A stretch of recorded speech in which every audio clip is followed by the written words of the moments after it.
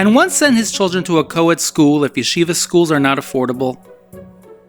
Let's first establish that this question has a lot of aspects, a lot of parts to it. One part is a cry. Can't afford tuition in yeshiva. What am I going to do now? That cry, I can't answer. The Eibishter has to answer it and help out. We'll deal a little bit with it as well. But Hashem should help everyone and give them brachas and parnasa. They should be able to do what He wants them to do. There's two aspects over here. There's a co-ed school and there's a not proper school, not a yeshiva.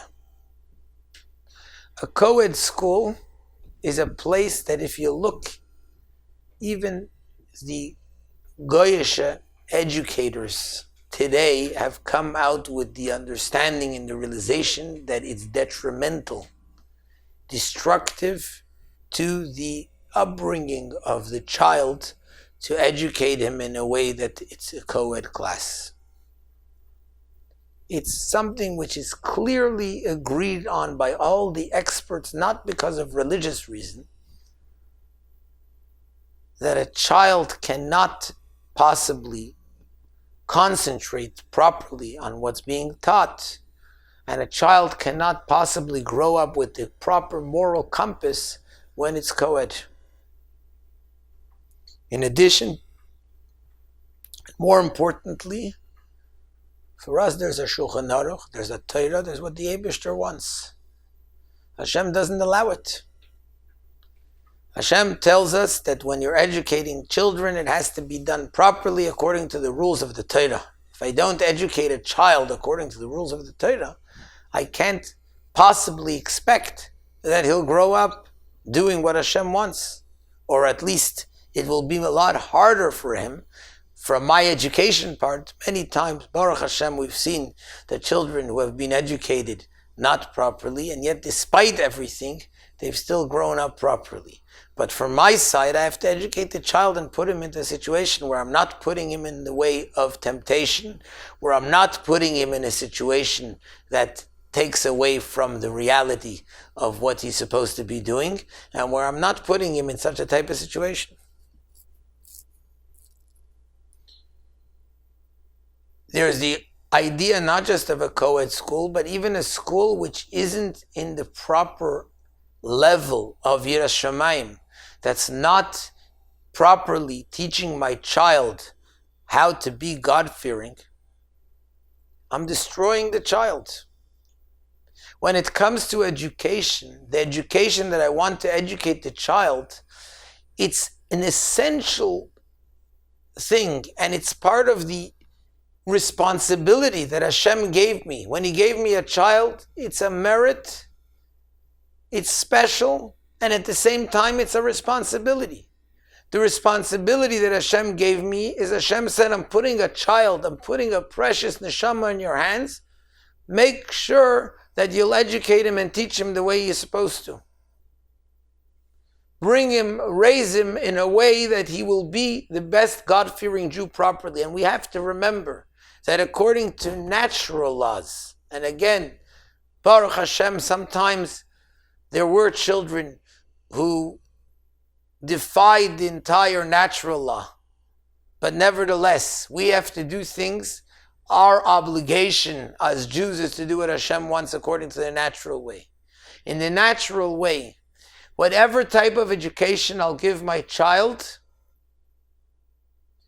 the more God-fearing the education is, he'll go a step or two down from what he's being taught.